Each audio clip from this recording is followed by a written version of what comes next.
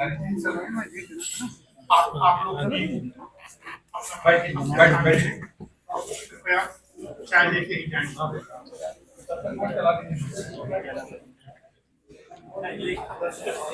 दो भागों में रखेंगे। तो शुरुआत में होमगार्ड के बारे में पूरा प्रेजेंटेशन करेंगे हमारे दो ऑफिसर्स हैं, और क्या क्रियाकलाप है, कैसे चल रहा है, क्या हो रहा है, उसके बारे में बताएंगे। आपके क्वेश्चंस होंगे वो हम इनवाइट करेंगे।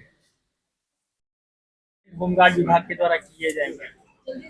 मेरा अपना मानना है कि अभी जो लड़के हैं उनको और अच्छी तरह से ट्रेन किया जा सकता है, और जैसा कि माननीय मुख्यमंत्री जी ने कहा है, निर्देश दिया है कि आपदा में इनका ज्यादा से ज्यादा उपयोग हो।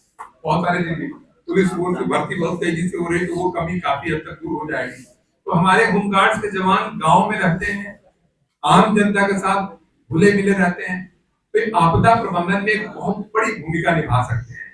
माननीय मुख्यमंत्री के कई बार हमसे खुद भी व्यक्तिगत जब मुलाकात हुई तभी कहा कि इनको आपदा में ट्रेनिंग कराइए और इनका ज्यादा से ज्यादा उपयोग। आप जानते हैं कि ग्लोबल वार्मिंग के बाद बहुत सारी आपदाएं भी बहुत फ्रिक्वेंट हो गई हैं और बहुत भयावह होती जा रही है।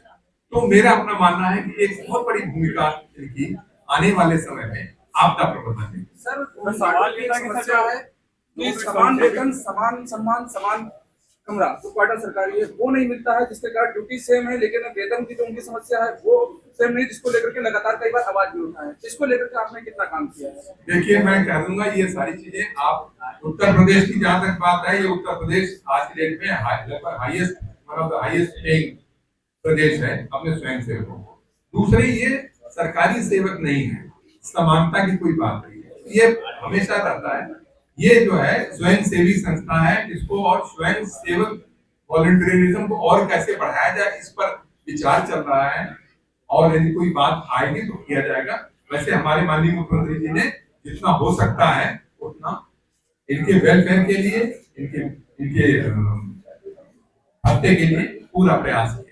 सोशल सिक्योरिटी सिस्टम क्या है? जैसे आपने से बताया कि 5 लाख रुपए इन केस अगर परमानेंट डिसेबिलिटी का डेथ होती है, प्लस 40 लाख रुपए, 30 लाख रुपए इंश्योरेंस।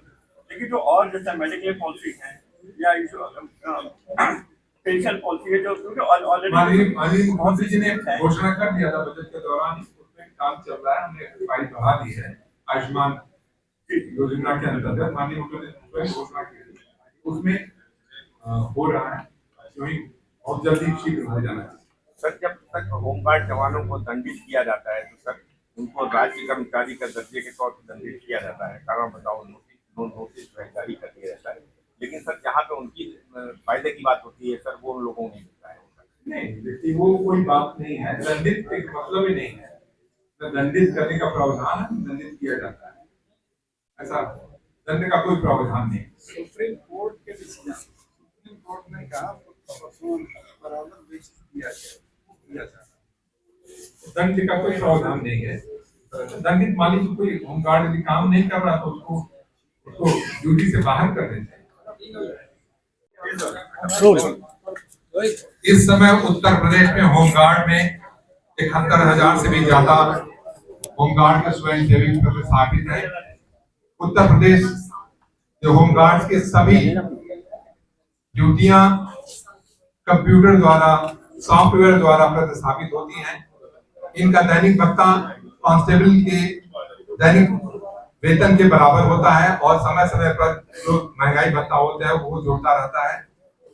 हम होमगार्ड के जवान की जो स्वयं सेवक हैं, वे एक और जहां पर की यूपी 112 की आपात व्यवस्था में पायलट का काम कर रहे हैं, लगभग 9,000 के आसपास ऐसी व्यवस्था में लगे हैं। साथ साथ 5,000 से ज्यादा हमारे होमगार्ड के स्वयंसेवक ट्रैफिक व्यवस्था में लगे हुए हैं। इसके साथ साथ मजिस्ट्रेसी, जुडिशियरी तथा पुलिस थानों पर पुलिस के सहायक के रूप में इनकी बहुत बड़ी भूमिका है, वो लगातार इस पर ड्यूटी कर रहे हैं। होमगार्ड के ट्रेनिंग को और ज्यादा गुणवत्तापूर्ण करने के लिए इनकी ट्रेनिंग अवधि को 42 दिन से बढ़ाकर 90 दिन कर दिया गया है।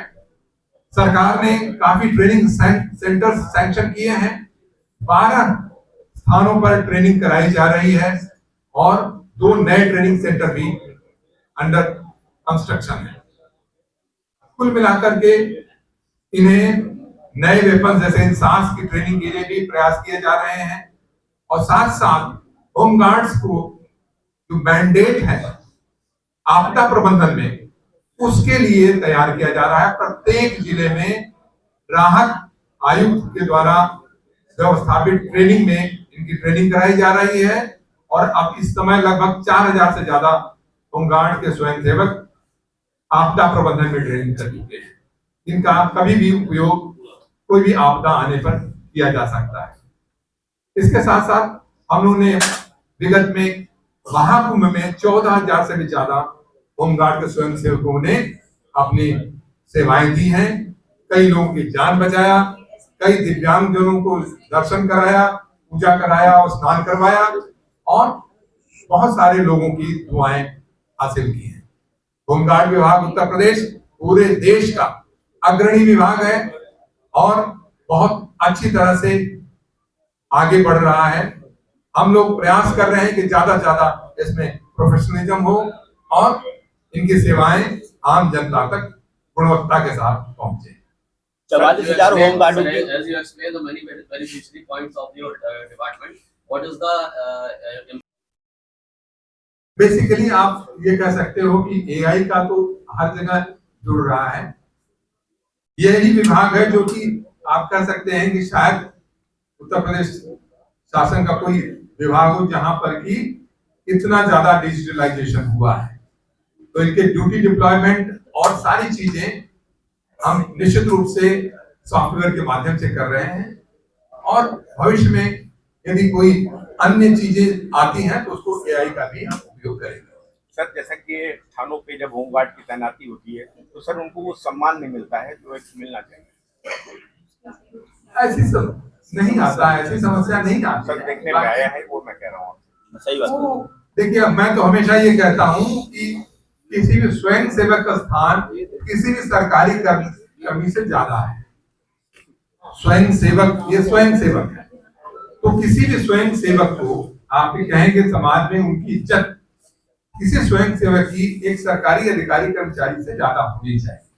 बाकी ये व्यक्तिगत बातें हो सकती हैं किसी थाने पर, बहुत सारी चीजें इंटरपर्सनल रिलेशन हो सकती हैं, अन्यथा हम लोग प्रयास करते हैं कि इनके सम्मान के साथ कोई बात ना हो और ये अच्छी तरह से ड्यूटी करें। सर क्या ड्यूटी के दौरान जो है स्वयं सेवक जो आपके अधिकारी हैं वो बिना वर्दी के काम कर सकते हैं और लगातार देखे जाते हैं कि वो बिना वर्दी भी होते हैं? कौन सर क्या कहेंगे? कौन से अधिकारी?